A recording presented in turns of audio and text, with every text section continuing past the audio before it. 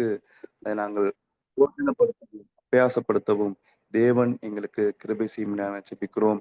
உம்முடைய திவ்ய அந்த ஞானத்தை எங்களுக்கு கொடுக்கும் நாங்கள் ஜெபிக்கிறோம் அப்பா. நீங்க அப்படி செய்ய போவதற்காக நன்றி செலுத்திக்கிறோம். மீதி இருக்கிற நேரத்திலே ஆண்டவர் ஆவியானவர் எங்களை வழிநடத்தும் என ஜெபிக்கிறோம். இயேசுவின் நாமத்தில் பிதாவே, ஆமென். அன்பானவர்களே, மறுபடியுமாக இன்னொரு ஜூம் கூடுகைக்கு உங்கள் ஒவ்வொருவரையும் நான் ஆண்டவராய் இயேசு கிறிஸ்துவின் நாமத்திலே நான் வரவேற்கிறேன். நாம் ஈசாக்கை பற்றி, முற்பதாக்களில் ஒருவராகிய ஈசாக்கை பற்றி நாம் சென்ற வாரம் பார்த்தோம். இந்த வாரத்திலும் நம்ம அதை பத்தி தான் நம்ம பார்க்க போறோம். சென்ற வாரத்தில் நாம் ஈசாக்கை பற்றி என்ன பார்த்தோம் என்பதை பற்றின ஒரு சிறு நினைவு கூறுதலை செய்துவிட்டு நம்ம போவது நல்லா இருக்கும். முற்பிதாக்களில ஈசாக்கு எப்படி ஒரு வித்தியாசமான ஒரு பாத்திரமாக, ஒரு வித்தியாசமான ஒருவராக இருந்தாருங்கிறத நம்ம பார்த்தோம். அவருடைய உதாரணத்துக்கு சொல்ல போனா நீங்க ஸ்கிரீன்ல கூட பாக்குறீங்க. இந்த 3 முற்பிதாக்கள்ல 334 முறை ஆபிரகாம்ன்ற வார்த்தை வருது. 132 முறை தான் ஈசாக்கு வருது. ஆனா யாக்கோபு பாத்தீங்கன்னா இன்னும் அதிகமா இருக்கும். அது மாத்திரம் இல்லாம ஈசாக்கு ஒரு ஒரு ஒரு வேத பண்டிதர் இப்படியா சொல்றாரு, ஆபிரகாம் ஒரு வெளிப்படையாக பேசுகிற கலகலப்பாய் இருக்கக்கூடிய எக்ஸ்ட்ரோவர்ட் என்று சொல்லக்கூடிய பதத்தில் உள்ளவரா இருந்தார். ஆனா ஈசாக்கு இன்ட்ரோவர்ட்டா இருந்தார். அதாவது தனக்குள்ளாகவே சுருங்கி கொள்ளுகிற ஒரு மனுஷனா இருந்தான். அந்த காரியம் தான் அந்த கேரக்டர் மேல இருக்கிற சுவாரஸ்யத்தை நமக்கு கொடுத்தது. அது இதுவரை நம்ம அறியாதிருந்த ஈசாக்குடைய பரிமாணங்களை நம்ம பார்க்கிறதுக்கான ஒரு வாய்ப்பா இந்த ஜூம் கூடுகையை நம்ம வச்சுக்கலாம் அப்படின்னு சொல்லியிருக்கோம். போன தடவை கூட இன்னொரு காரியத்தை கூட பார்த்தோம். இங்க ஈசாக்கை பற்றி இருக்கிற சில தவறான புரிந்து கொள்ளுதல்கள். அவன் சின்ன பையன் நினைச்சிட்டு இருக்கிறது அப்படி இல்லை, அவன் 30 வயதளவில் இருந்த ஒருத்தன் அப்படின்னு நம்ம பார்த்தோம். அப்புறம் அது இல்லாம அவனுக்கும் அவங்க அப்பாவுக்குமான ரிலேஷன் பத்தி பொதுவா அவனுடைய வித்தியாசங்களை பத்தி மாத்திரம் பார்த்து நம்ம அதை நிறைவு பண்ணணும். இன்னைக்கு அவனுடைய இன்னும் பல காரியங்களை குறிச்சு நம்ம பார்க்க போறோம். இப்ப நீங்க விசேஷமா ஒரு காரியத்தை பார்த்தீங்கன்னா,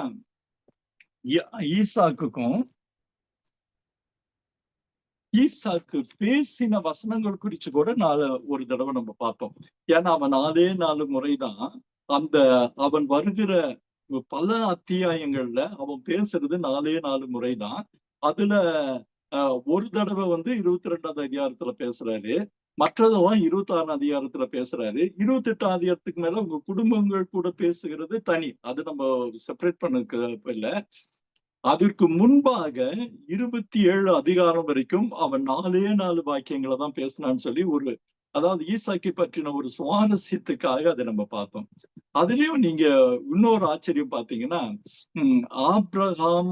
ஆபிரகாம் கூட ஈசாக்கு 75 வருடங்கள் இருந்திருக்காரு. அவங்க 2 பேரும் ஒட்டுக்கா இருந்தது. ஏன்னா 100ஆவது வயசுல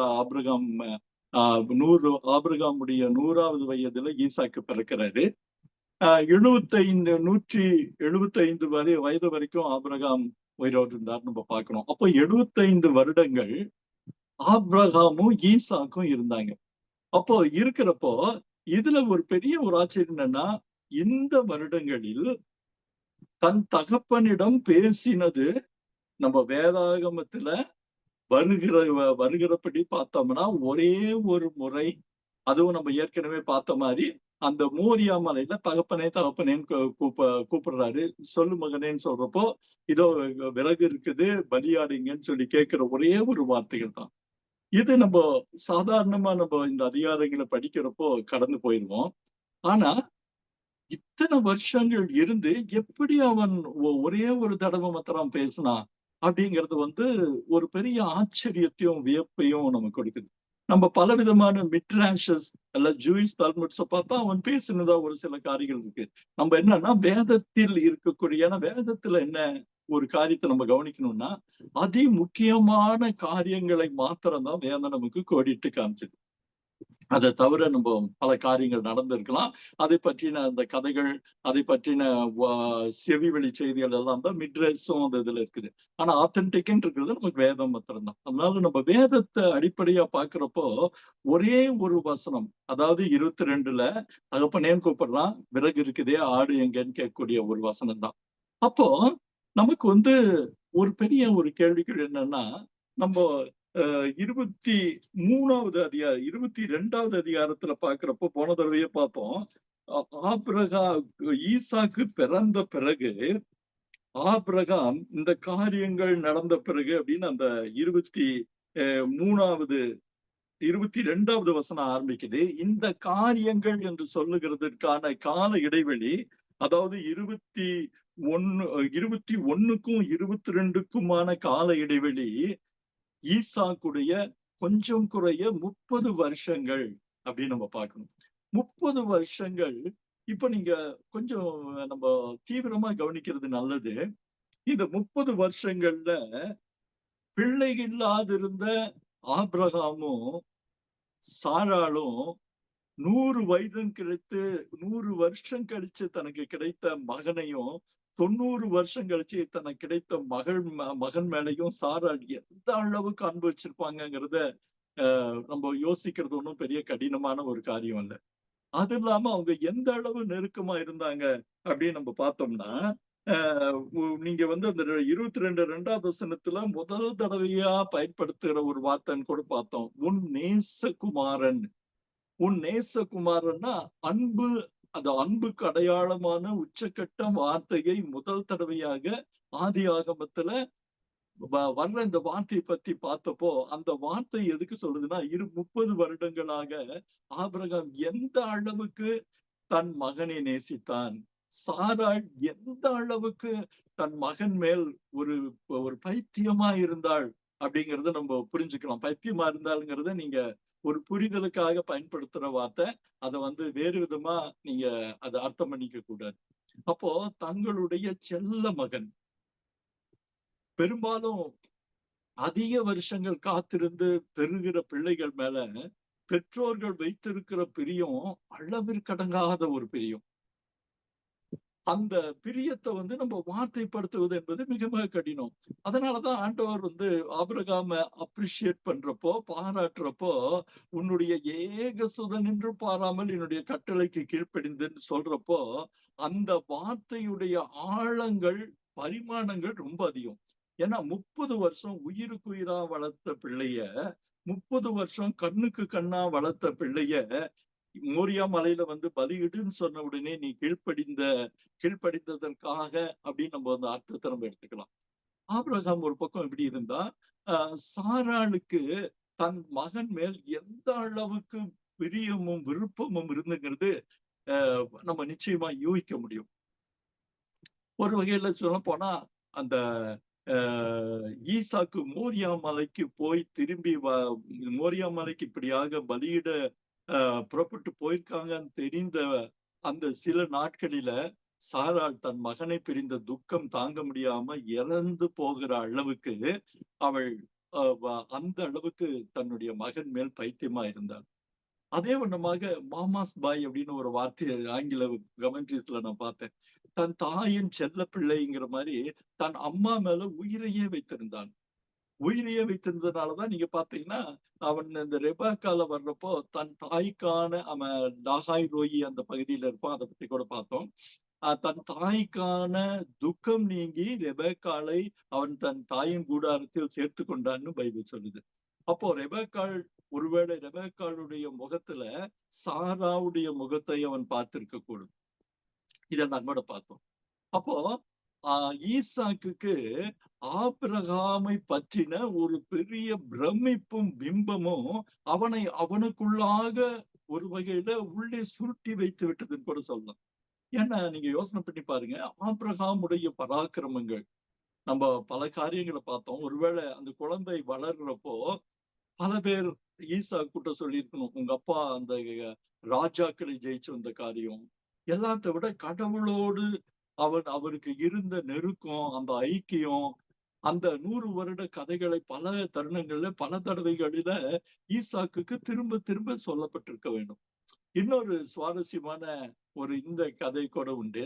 அந்த கதை என்னன்னீங்கன்னா, ஈசாக்கு பிறந்தப்போ பலர் பலவிதமா கேலி பண்ணாங்களாம். இல்ல இவன் வந்து அபிமெலேக்குக்கு ஒருவேளை பிறந்திருக்கலாம் அப்படின்னு பல பேர் வந்து பலவிதமா வதந்தியாட்ட பேச ஆரம்பித்தது நிமித்தம், கடவுள் ஒரு காரியத்தை செய்றாரு. ஈசாக்கை பார்த்தால் அச்சு போல ஆபிரகாமுடைய குழந்தை என்று பார்த்த உடனே சொல்லக்கூடிய அளவு அவனுடைய தோற்றத்தை மாற்றினார் அப்படின்னு சொல்லுது. தோற்றத்தை மாத்திரமல்ல, ஆபிரகாமுடைய பாதிப்பு ஈசாக்குடைய வாழ்க்கை முழுக்க இருந்தத நம்ம பார்க்க போறோம். நீங்க அவருடைய வாழ்க்கையின் மற்ற செயல்பாடுகள், மற்ற காரியங்கள் எல்லாம் பார்த்தீங்கன்னா, அந்த காரியம் நமக்கு ரொம்ப தெளிவா தெரிய போகுது. அப்போ இன்னொரு இது என்னன்னா, தன் தகப்பனிடத்தில் அளவிற்கு அதிகமான ஒரு பக்தி.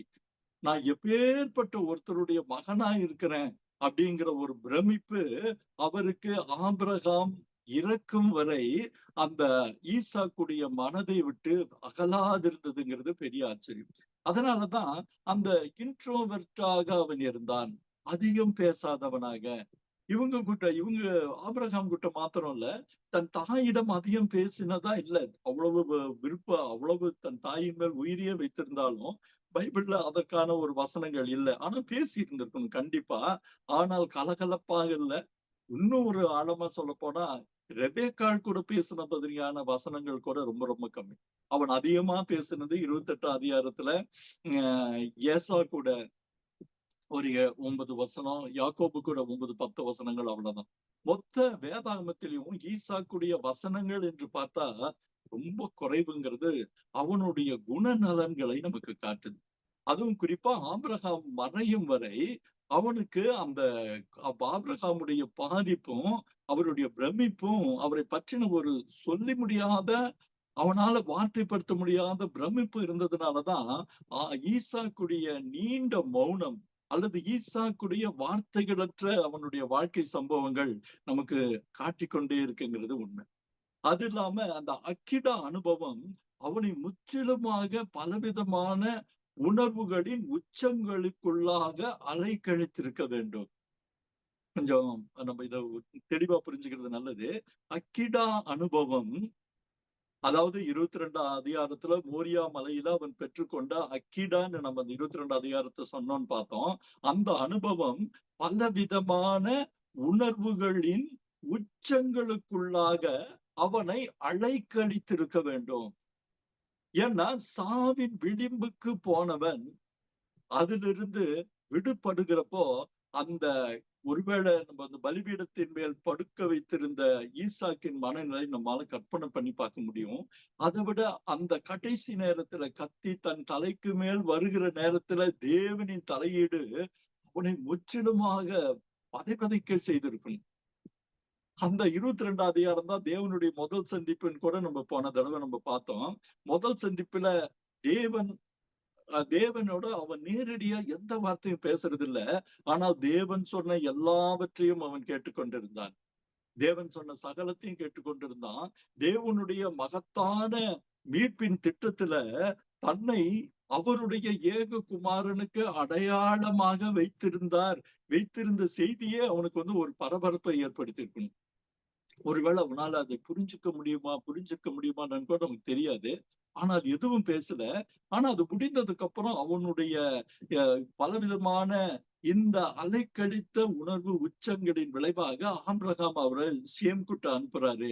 அவன் கொஞ்சம் மாறுவதற்காக, இல்ல அவன் கொஞ்சம் ரிலாக்ஸ் பண்ணுவதற்காக, அவனை தேற்றுவதற்காக சேம்குட்ட அனுப்புறாருன்ற செய்தியை கூட நம்ம பார்த்தோம். இப்ப நம்ம இன்னும் சில காரியங்களை நம்ம பார்க்கிறது இப்ப நல்லா இருக்கும். நீங்க பாத்தீங்கன்னா ஆண்டவர் கூட ஆபிரகாம் கூட பேசின 3 தருணங்களை பத்தி நம்ம குறிப்பிட்டிருந்தோம். முதல் தருணத்தை போன தடவை பார்த்தோம். இந்த 2வது தருணத்துல நீங்க அந்த அதிகாரத்தை அந்த வசனத்தை கூட நம்ம பார்க்கறது நல்லது. சாம் யாராவது ஒருத்தர் படிங்க.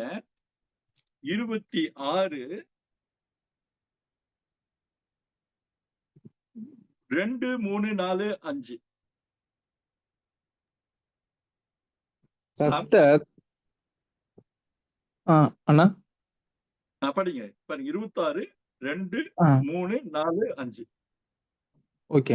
கர்த்தர் அவனுக்கு தரிசனமாகி, நீ எகிப்துக்கு போகாமல் நான் உனக்கு சொல்லும் தேசத்திலே குடியிரு. இந்த தேசத்திலே வாசம் பண்ணு. நான் உன்னோடே கூட இருந்து உன்னை ஆசீர்வதிப்பேன். நான் உனக்கும் உன் சந்ததிக்கும் இந்த தேசங்கள் யாவையும் தந்து, உன் தகப்பனாகிய ஆபிரகாமுக்கு நான் இட்ட ஆணையை நிறைவேற்றுவேன். ஆபிரகாம் என் சொல்லுக்கு கீழ்ப்படிந்து என் விதிகளையும் என் கற்பனைகளையும் என் நியமங்களையும் என் பிரமாணங்களையும் கைக்கொண்டபடியினால் நான் உன் சந்ததியை வானத்தின் நட்சத்திரங்களைப் போல பெருகப் பண்ணி உன் சந்ததிக்கு இந்த தேசங்கள் யாவையும் தருவேன். உன் சந்ததிக்குள் பூமியில் உள்ள சகல ஜாதிகளும் ஆசீர்வதிக்கப்படும் என்றார். ஈசாக்கு கேராரிலே குடியிருந்தான். போதும் போதும். 5ஓட போதும். இப்ப நீங்க பாத்தீங்கன்னா அந்த 2வது முறை தேவன் ஈசாக்கோடு பேசுகிற அந்த சம்பவத்தை பார்க்கிறோம். ஈசாக்கோட வாழ்க்கையில நம்ம வேதாகமத்தின்படி 3 சந்திப்புகள் தான். ஒரு சந்திப்புல ஈசாக்கு எதுவுமே பேசல. அது 22வது அதிகாரம். பல பேர் அது இல்லைன்னு சொல்றாங்க. ஆனா நிறைய வேத பண்டிதர்கள் 3 சந்திப்புங்கிறப்போ 22வது அதிகாரத்துல மோரியா மலையில ஆபிரகாமோடு கூட இருந்து பெற்றுக்கொண்ட அனுபவங்களையும் சந்திப்புகளையும் தேவன் ஈசாக்கோடு பேசின முதல் சந்திப்புன்னு எடுத்துக்கிறாங்க. ஏன்னா அதுல சொன்ன வாக்குத்தத்த வசனங்கள் தன்னை குறித்து அவர் பேசுகிறதை யாரை குறித்து பேசினாரோ அவரே கேட்டுக்கொண்டிருந்ததுனால அது ஈசாக்கு தேவனோடான முதல் சந்திப்பு. ஒருவேளை அவன் வார்த்தைகள் அற்று போனா கூட அந்த சந்திப்புன்னு எடுத்துக்கிறாங்க. இன்னைக்கு நம்ம 2வது சந்திப்புடைய வசனங்களை கேட்டோம். இந்த சந்திப்பு நீங்க பாத்தீங்கன்னா அது எப்போ அந்த சந்திப்பு வருதுன்னா 26 1வது வசனம் சொல்லுது, ஆபிரகாமின் நாட்களில் உண்டான பஞ்சத்தை அல்லாமல் பின்னும் ஒரு பஞ்சம் தேசத்தில் உண்டாயிற்று.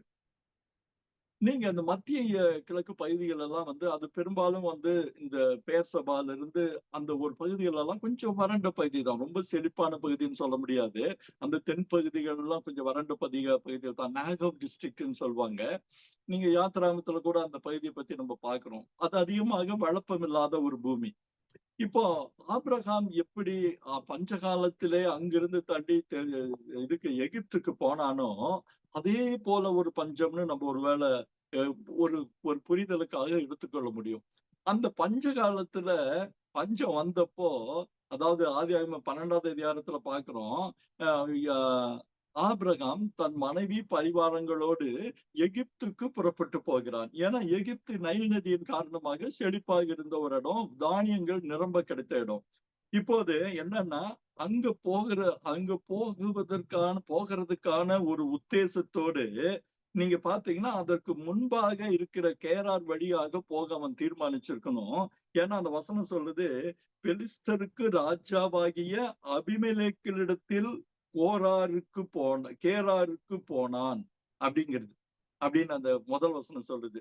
அப்போ கர்த்தர் அவனுக்கு தரிசனமாகி, நீங்க பாத்தீங்கன்னா ஆண்டவர் நீங்க தரிசனமாகிறதுன்ற காரியத்தை நம்ம பார்த்தோம்னா பல சுவாரஸ்யங்கள் இருக்கு. ஆபிரகாமுக்கு பல தடவை தரிசனமான கர்த்தர். சொல்லப்போனா நீங்க நமக்கு ஆபிரகாம் பத்தி நம்ம நிறைய பார்த்துட்டோம். அதனால நான் அதை திரும்ப ரிப்பீட் பண்ண விரும்பல. இங்கு அவனுக்கு தரிசனமாகி அவனுக்கு சொல்லக்கூடிய வாக்குத்தத்தங்கள்ல ஆபிரகாமுக்கு ஏற்கனவே சொன்ன வாக்குத்தத்தங்களின் வானத்து நட்சத்திரங்களை போலங்கிறதெல்லாம் ஆபிரகாமுக்கு சொன்னதை ஈசாக்கு அறிந்திருக்க கூடும். அவருக்கு சொன்ன அதே வார்த்தைகளை தனக்கும் நேரடியாக ஆண்டவர் சொல்றாரு. ஆனா அதை விட ஒரு பெரிய ஆச்சரியம், ஒரு அழகான ஒரு ஒற்றுமை என்னன்னா, இந்த 2வது சந்திப்பிலும் சரி 3வது சந்திப்பிலும் சரி ஆண்டவர் அந்த ஈசாக்கோடு பேசும்போது ஆபிரகாமை மையப்படுத்துகிற ஒரு ஆச்சரியமான ஒரு விஷயம். இதுல கூட பாத்தீங்கன்னா ஆபிரகாம் என் சொல்லுக்கு கீழ்ப்படிந்துன்னு இருக்கும். அதே மாதிரி நீங்க 3வது சந்திப்புல பார்த்தா என் ஊழியக்காரனாகிய ஆபிரகாமின் நிமித்தம்னு இருக்கும். அப்போ அந்த காரியம் நமக்கு ஒரு புதிய ஒரு உண்மையை சொல்லுது.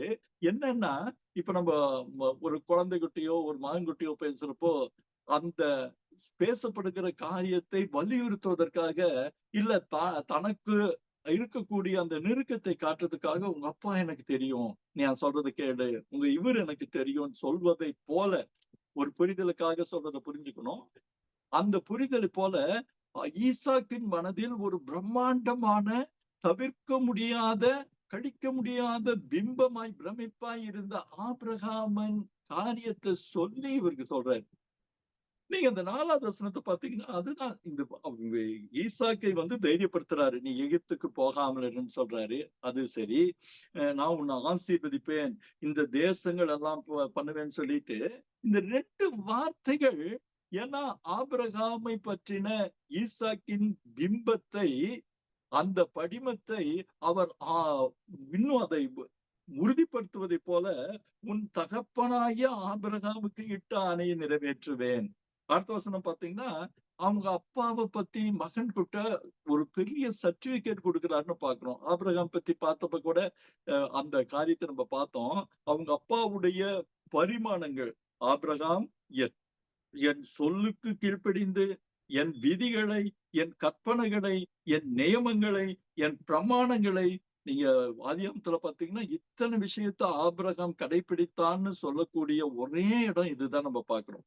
சொல்லி உன்னை நான் ஆசீர்வதிப்பேன் அப்படின்னு சொல்றாரு. அப்போ ஆபிரகாம பார், ஆபிரகாம் உங்க அப்பாவுக்கு இதெல்லாம் பண்ண, உனக்கும் நான் பண்ண போறேன். உங்க அப்பாவுடைய தேவன் தான் நானுன்னு சொல்லாம சொல்லி, அவருக்கு வாக்குத்தத்தம் கொடுத்தேன், உனக்கும் வாக்குத்தத்தம் கொடுக்கிறேன்னு சொல்லி அவனுக்கு சொல்றாரு, நீ என்ன பண்ணாத, நீ எகிப்துக்கு போகாத அப்படின்னு.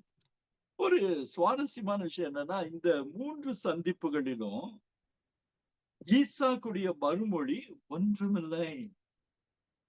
நீங்க பாத்தீங்கன்னா இந்த காரியம்தான் மற்ற 2 முற்பிதாக்களிலிருந்து ஈசாக்கை வித்தியாசப்படுத்தி காமிக்கிற ஒரு முக்கியமான குறிப்புகள்ல இது ஒண்ணு. நீங்க அந்த சந்திப்புகள் எல்லாம் நீங்க யாருக்கும் தெரிஞ்ச விஷயம், அதனால நம்ம அதை திரும்ப பார்க்கணும்ட்டு இல்ல. ஆனா இங்க பாருங்க, முதல் தடவை ஒண்ணுமே பேசுறது இல்லை, எழும்பி நம்ம மோரியா மலையிலிருந்து அரரத்துக்கு விஷயம் பார்க்க போறாரு. இந்த இதுல ஆண்டவர் சொன்ன உடனே அவன் கீழ்ப்படிந்தானே தவிர வேறு மறுமொழி, ஆண்டவரே நீங்க எனக்கு இப்படி ஒரு வாக்குத்தத்தம் கொடுத்தீங்க, ரொம்ப சந்தோஷம் அப்படின்னு எந்த ஒரு மறுமொழியும் கிடையாது. ஆனா கீழ்ப்படிதலுக்கு அடையாளமா அடுத்த வசனம் சொல்லுது, ஈசாக்கு கேராரிலே குடியிருந்தான். எந்த ஈசாக்கு? நம்முடைய ஈசாக்கு பஞ்சத்துக்காக எகிப்திற்கு போக புறப்பட்டு கேராரூருக்கு அபிமெலேக்கை சந்தித்த ஈசாக்கு எகிப்துக்கு போகாமல் கேராரிலேயே குடியிருந்தான். அங்க அவன் எதுவும் பேசல. ஆனா ஆண்டவர் சொன்ன வார்த்தைக்கு கீழ்ப்படிதலை மாத்திரம் இங்க நம்ம பாக்குறோம். இது ஒரு பெரிய ஒரு ஆச்சரியம். இந்த ஈசாக்குடைய பாத்திரத்தை அல்லது கேரக்டர் பாக்குறப்போ இது ஒரு முக்கியமான ஒரு காரியமா நம்ம எடுத்துக்கலாம். இப்ப நீங்க பாத்தீங்கன்னா இன்னொரு குறிப்பை நம்ம சொல்லணும். இந்த அபிமெலேக்கு எபிசோடு நம்ம வச்சுக்கிட்டோம்னா, இது ஆபிரகாம் வாழ்க்கையில பார்வோன் கிட்ட வந்திருக்கு. அதாவது மனைவியை சகோதரி என்று சொல்லுகிற காரியம் ஆபிரகாம் வாழ்க்கையில 2 தடவை நடக்குது. இப்போ அதே போல ஒரு சம்பவம் கேராரில ஈசாக்குக்கு நடக்குது. பல பேர் இந்த 3 சம்பவங்களை வைத்து ஆபிரகாம் பொய் சொன்னா, 2 தடவை பொய் சொன்னா, அது அவனுடைய பையன் இந்த தடவை இவனும் பொய் சொல்றான் அப்படின்னு ஒரு பெரிய கருத்துக்களை சொல்லுகிறத பாக்குறோம். ஆனா ஒரு சமீபத்தில் படித்த ஒரு ஆய்வு என்ன சொல்லுதுன்னு கேட்டா, அது பொய் அல்ல. அந்த கால அந்த மக்களின் பழக்க வழக்கப்படி அந்நிய இடத்திற்கு போகும்போது தன் மனைவியை சகோதரி என்று சொல்லக்கூடிய ஒரு பழக்கம் இருந்தது அப்படின்னு இப்ப சொல்றாங்க. அப்ப என்னன்னா, அவன் சொல்றது பொய் இல்ல. அவனுடைய அந்த கலாச்சார வழக்கத்தின்படி அந்நியருக்கு தன் சகோதரின்னு சொல்றாங்க. அத கேட்ட பிறகுதான், அவங்க உள்ளுக்குள்ள துருவி கேட்டப்பதான் பார்வோனுக்கு பதில் சொல்றாரு. இங்க கூட இதுக்கு அபிமெலேக்குக்கும் அதே மாதிரி கேட்கிறப்போ பதில் சொல்றாரு. பதில் சொன்ன உடனே அவனுக்கும் அது புரியுது, அபிமெலேக்குக்கும் அது புரியுது. உடனே என்ன சொல்றான், அந்த 2 வசனத்தை மாத்திரம் படிக்கிறேன் பாருங்க. அபிமெலேக்கு 26:10, அபிமெலேக்கு எங்களிடத்தில் ஏன் இப்படி செய்தாய்? ஜனங்களுக்குள் யாராகிலும் உன் மனைவியோட சயனிக்கவும் எங்கள் மேல் பழி சுமத்தவும் நீ இடமுண்டாக்கினாயே என்றான். பின்பு ஈசாக்கு எந்த பதிலும் சொல்றது இல்லைங்கிறது நீங்க கவனிங்க.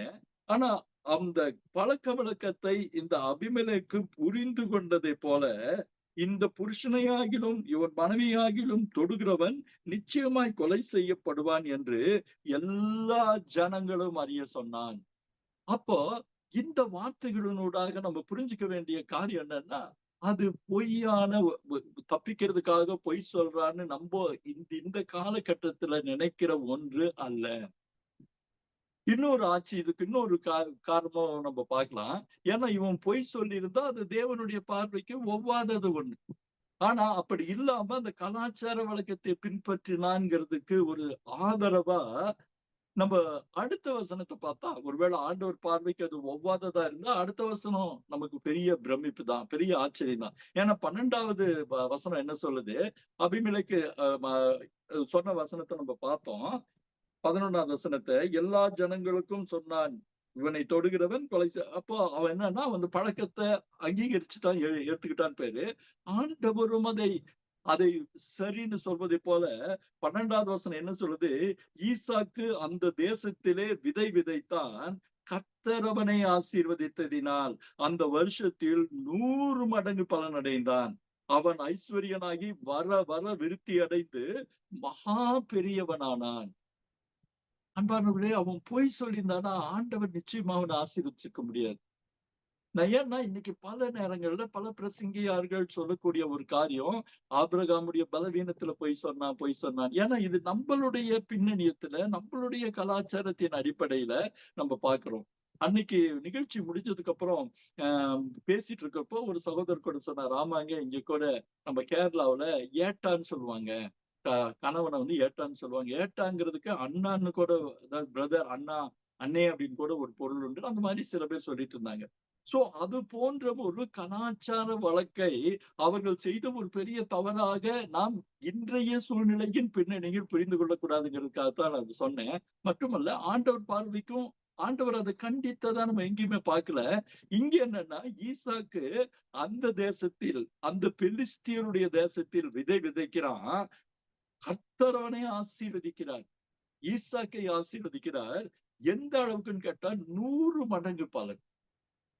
நீங்க அந்த சுபிட்சத்திலும் வசதியிலும் பார்த்தா 3 பிதாக்களிலும் ஈசாக்கு மாதிரி ஒரு பெரிய அளவு பெருகின ஆள் இல்லைன்னு சொல்றாங்க. 100 மடங்கு பலன். எந்த அளவுன்னா, அந்த ராஜா பயப்படுகிற அளவுக்கு அவன் ஐஸ்வர்யத்தில் விருத்தி அடைகிறான். அவனுடைய ஆட்டு மந்தையும் பணிவிடைக்காரரும் இருந்ததால் பெலிஸ்தர் அவன் பேரில் பொறாமை கொண்டு, அவனுடைய செல்வம் பெருகிறது கண்டு பொறாமை கண்டு அவங்க என்ன பண்றாங்க அப்படின்னு கேட்டா, ஆபிரகாம் அந்த நாட்களில் தோண்டின துறவுகளை எல்லாம் மண்ணினால் தூத்து போட்டார்கள். இப்ப இந்த இடத்துல இந்த துறவுகள் பத்தி நம்ம ஒரு காரியத்தை நம்ம பார்க்கணும்னு சொல்லி நம்ம போன தடவை நம்ம சொன்னோம். அந்த கலாச்சார, ஏன்னா நம்ம கற்பார்களே நமக்கு இந்த வேதத்தை படிக்கிறப்போ அந்த பூகோள அமைப்பு பத்தியும் அந்த கலாச்சார பழக்க வழக்கம் பத்தியும் அந்த பின்னணிகள் பத்தியும் நாம தெரிஞ்சு வச்சிருக்கிறது வேதத்தை இன்னும் ஆழமாய் புரிந்து கொள்ளுகிற ஒரு வழியாக நிச்சயமைக்கும். நீங்க பாத்தீங்கன்னா இந்த பகுதியில தான் துறவுன்னு பாக்குறோம். துறவுன்னா கிணறு, வேற ஒண்ணும் கிடையாது. இந்த துறவு எதற்கு அடையாளம்னா, ஒரு இடத்துல அவர்கள் உரிமை கொண்டாடுவதற்கான ஒரு அடையாளம். துறவுல வரக்கூடிய தண்ணீர் அந்த சுற்றி அங்க எல்லாரும் மெய்ப்பர்களா இருக்கிறதுனால முழு பகுதிக்குமான முழு ஆற்று இந்த கால்நடைகள் அங்க வாழ்ற சுத்தி இருக்கிற மக்களுக்குமான ஜீவ ஆதாரமா இருந்தது. ஒரு இடத்துல கிணறு தோண்டினாங்கன்னா, ஒரு துறவு தோண்டினாங்கன்னா அந்த இடம் அவர்களுக்கு சொந்தம் என்கிற ஒரு பழக்கம் அந்த நாட்கள்ல இருந்தது. அதனாலதான் எந்த இடத்துல போய் அவங்க செட்டில் ஆனாலும் உடனடியா அந்த இடத்துல ஒரு துறவை தோண்டுகிறத பாக்குறோம். ஆபிரகாம் அப்படிதான். நீங்க பாத்தீங்கன்னா இந்த துறவு தோன்றது கூட நீங்க நம்ம அவர் பெயர்சபால போனப்போ அந்த துறவு தோன்றுனதை நம்ம பாக்குறோம். நீங்க அந்த வசனத்தை கூட பாத்தீங்கன்னா ரொம்ப நல்லா இருக்கும். 21:30 நினைக்கிறேன். சாமது படிங்க.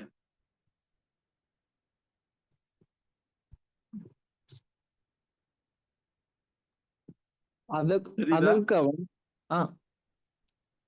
இல்ல நீங்க வந்து 21:30 30 இல்ல 21 25 படிங்க. ஓகே. 21, ஆனாலும் 25. ஆனாலும் அபிமெலேக்கு அபிமெலேக்குடைய வேலைக்காக கைவசப்படுத்திக் கொண்ட துறவின் நிமித்தம் ஆபிரகாம் அபிமெலேக்கை கடிந்து கொண்டான். இப்ப நம்ம இந்த பகுதி இப்ப பாக்குறோம்னா, அந்த இடத்துல போன உடனே ஆபிரகாம் ஒரு பெரிய துறவை தோண்டுகிறார்.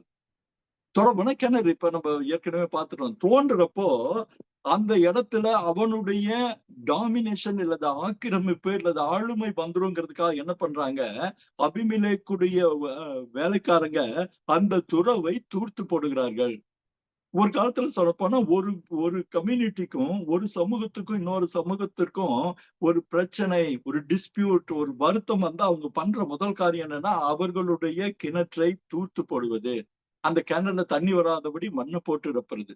அப்போ பிரச்சனைகளை வளர்த்துறதுக்கும் கிணறு, சாரி, அந்த தன்னுடைய ஆளுமையை சொல்வதற்கும் கிணறு, பிரச்சனை பண்ணுவதற்கான துவக்கமா சண்டை போடுறதுக்கான ஆரம்பம் என்னன்னா அந்த கிணத்தை போய் மூடுறதுதான். அப்போ ஆபிரகாமுடைய இந்த கிணத்தை அபிமெலேக்கின் ஆட்கள் வந்து மூடுறப்போ ஆபிரகாம் அபிமெலேக்கை கடிந்து கொண்டான். அதுக்கு அபிமெலேக்கு ஏற்கனவே ஆபிரகாம் மேல ரொம்ப ஒரு சமாதானத்துக்கு வந்ததுனால அவன் என்ன சொல்றான், இந்த காரியத்தை செய்தவன் என்னான் என்று எனக்கு தெரியாது, நீயும் எனக்கு அறிவிக்கவில்லைன்னு சொல்லி இந்த பெயர் சபாவுல நம்ம நடக்கிற அந்த காரியத்தை பாக்குறோம். அந்த பெயர் சபாவுல கிணறு தோன்றுங்கிறது இன்னும் ஒரு விசேஷம். ஏன்னா அது ஒரு வறண்ட பூமி. அந்த வறண்ட பூமியில அந்த கிணறு தோன்றதுங்கிறது ஒரு பெரிய காரியம். அப்போ நம்ம பழையபடி இந்த ஈசா கூட்ட வருவோம். இப்போ அந்த ஈசாக்கு சுபிட்சம் அடைய ஆரம்பித்த உடனே நல்லா கவனிங்க, அவன் தேசத்திலே ஒரு பெரிய அசைக்க முடியாத ஒரு பிம்பமாக இல்ல ஒரு சக்தியாக உருவாகிறத பார்த்த உடனே சுற்றி இருந்த பெலிஸ்தர்கள் அவன் மேல் பொறாமை கொண்டார்கள். அவன் மேல் பொறாமை கொண்டு நம்ம 15வது வசனத்தை பார்க்கிறோம். அவன் தகப்பனாகிய ஆபிரகாமின் நாட்களிலே அவனுடைய வேலைக்காரர் வெட்டின துறவுகளை எல்லாம் தூர்த்து மண்ணினால் நிரப்பி போட்டார்கள்.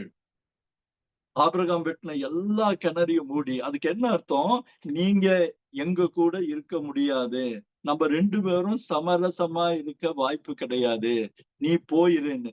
அடுத்த வசனம் அது உறுதிப்படுத்துது. அபிமெலேக்கு 16வது வசனம் என்ன சொல்லுது, அபிமெலேக்கு ஈசாக்கை நோக்கி, நீ எங்களை விட்டு போய்விடு, எங்களை பார்க்கிலும் மிகவும் பலத்தவனாய் இருக்கிறாய் என்றான். அப்போ எந்த அளவுக்கு ஆண்டவரோட ஆசீர்வாதம்ங்கிறது நம்ம கற்பனை பண்ணி பார்க்கிறது ரொம்ப ரொம்ப நல்லது. அந்த தேசத்து ராஜா, அந்த பெலிஸ்தரின் ராஜா, இந்த நேரத்துல இன்னொரு சந்தேகத்தையும் பலருக்கு வர சந்தேகத்தையும் நான் தீர்க்கிறது நல்லது. ஆபிரகாமிலையும் அபிமெலேக்குன்னு வருது, ஈசாக்கிலையும் அபிமெலேக்குன்னு வருது. அதே அபிமெலேக்கு தான் இங்க இருந்தானா, அதே பிஸ்கோல் தான் இங்க இருந்தானா அப்படின்னு நீங்க பாத்தீங்கன்னா, இது அபிமெலேக்குங்கிறது ராஜா என்றது பெயர். நம்ம எகிப்திய ராஜாக்களுக்கு எப்படி பார்வோன்னு சொல்வோமோ அதே மாதிரி இந்த பெலிஸ்தியன் ராஜாவுக்கு அபிமெலேக்கு என்கிற ஒரு பெயர் உண்டு. சோ அபிமெலேக்குங்கிறது ஒரு பர்சனல் நேமா நீங்க நம்ம எடுத்துக்கூடாது. அப்படின்னு சொல்லி அதை எடுத்துட்டீங்கன்னா, அப்போ ஆபிரகாம் கூட இருந்து அதே அபிமெலேக்கு தான் இங்க வந்தானா, ஆபிரகாம் கூட இருந்து அதே பிஸ்மால் இங்க வந்தானா அப்படின்ட்டு ஒரு சாரி பிகோல் தான் வந்தானா அப்படின்னு ஒரு சந்தேகம் வரும். பிகோல் என்றதும் அதே போல படைத்தலைவன் அல்லது தளபதிக்கான ஒரு பெயர்.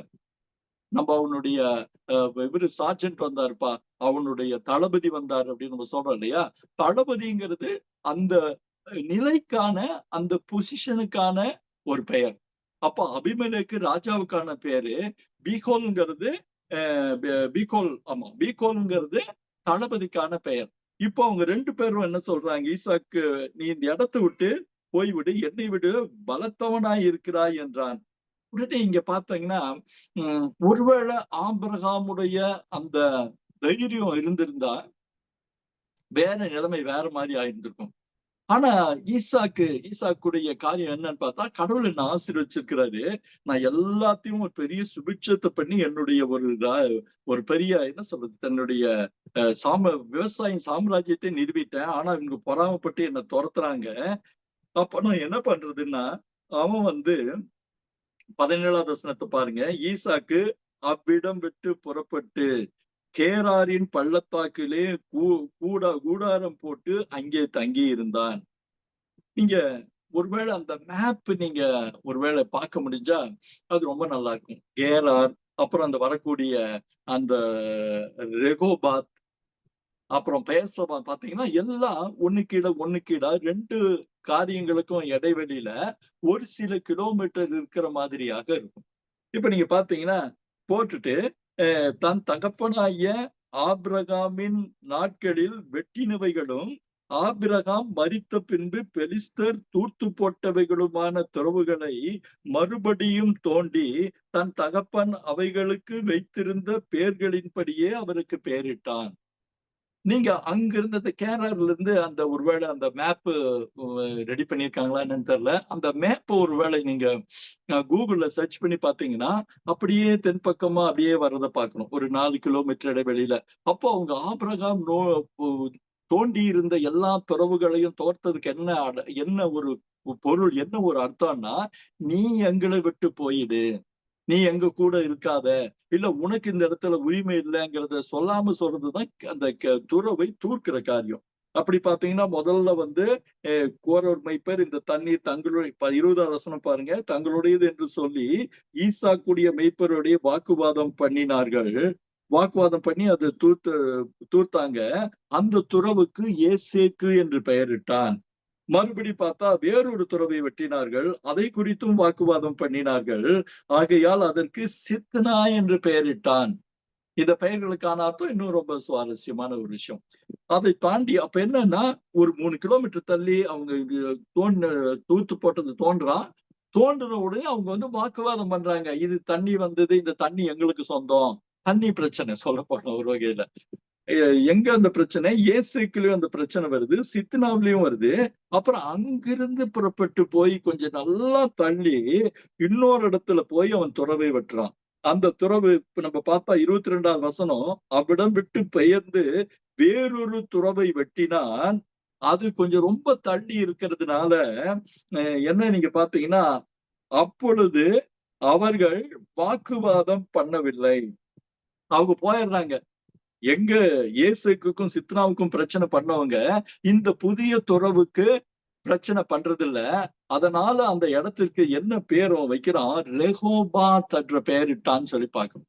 இந்த ரெகோபாத்ங்கிறது என்னன்னு கேட்டா ஓப்பன் ஸ்பேஸ், திறந்த வெளி. கர்த்தர் எனக்கு ஒரு புதிய வெளிச்சத்தை காட்டினார், புதிய வழியை காட்டினார், புதிய காரியத்தை காட்டினார் என்று பெயர் கொள்ளும்படியாக முதல் 2 இடத்துல நான் சரி பண்ணியும் தூர்த்த கிணறை புதுப்பிச்சும் அவங்க வாக்குவாதம் பண்ணி பிடிச்சுக்கிட்டாங்க. சித்னாவிலையும் தூத்து போன தண்ணீரை சரிப்படுத்தினோடனே அதை ஆக்கிரமிச்சுட்டு வாக்குவாதம் பண்ணிட்டாங்க. ஆனா தள்ளி நோண்டி இருக்கிற இந்த துறவுல அவர்கள் யாரும் ஒன்றும் பண்ண முடியல. கடவுள் எனக்கு புதிய வழியை திறந்துட்டாரு என்று பெயர் கொள்ளும்படியாக அந்த இடத்திற்கு ரெகோபாத் அப்படின்னு பெயரிட்டான். நீங்க பாத்தீங்கன்னா அடுத்த வசனம் தான் இருக்கு. பேரிட்டு அந்த தண்ணி எல்லாம் நல்லா வந்ததுக்கு அப்புறம் அடுத்த வசனம் என்ன சொல்லுதுன்னு பாத்தீங்கன்னா, அங்கே இருந்து பெயர் சபாவுக்கு போனான். அதுதான் பிரச்சனை இல்லையே, ரெகோபாத்துல பிரச்சனை இல்லையே, அப்புறம் ஏன் பெயர் சபாவுக்கு போகணும்? அது ஒரு ஆச்சரியமான விஷயம் பாருங்க. எல்லா பிரச்சனையும் முடிஞ்சிச்சுன்னு சொல்லிட்டான். அவன் அங்கிருந்து ரொம்ப கேராரூர்ல இருந்து தென்புறம் கீழே வந்து ஏசேக்கு துறவுக்கு அங்க பிரச்சனை விட்டு சித்னாவுக்கு ரெகோபாத்துல யாருமே எந்த பிரச்சனையும் வராம இருந்த போதும் அந்த கிணறு ரெகோபாத் நன்றாக ஓப்பன் ஸ்பேஸா ஒரு திறந்த வெளியா கடவுள் எனக்கு கொடுத்தாருன்னு புரிஞ்சு அறிஞ்சு தண்ணீரை பார்த்த பிறகும் ஏனோ அங்கே இருந்து பெயர் சபாவுக்கு போனான். இந்த ரெகோபாத்துக்கும் பெயர் சபாவுக்கும் நடுவுல அது தென்மேற்கு, இந்த பெயர் சபா எங்க இருக்குன்னு கேட்டீங்கன்னா, இந்த ரெகோபாத்துல இருந்து ஒரு 20 மைல் தென்மேற்காக இருக்கிற ஒரு இடம். பார்த்தா முதல் 2 இதை விட கொஞ்சம் தள்ளி வந்துருச்சு.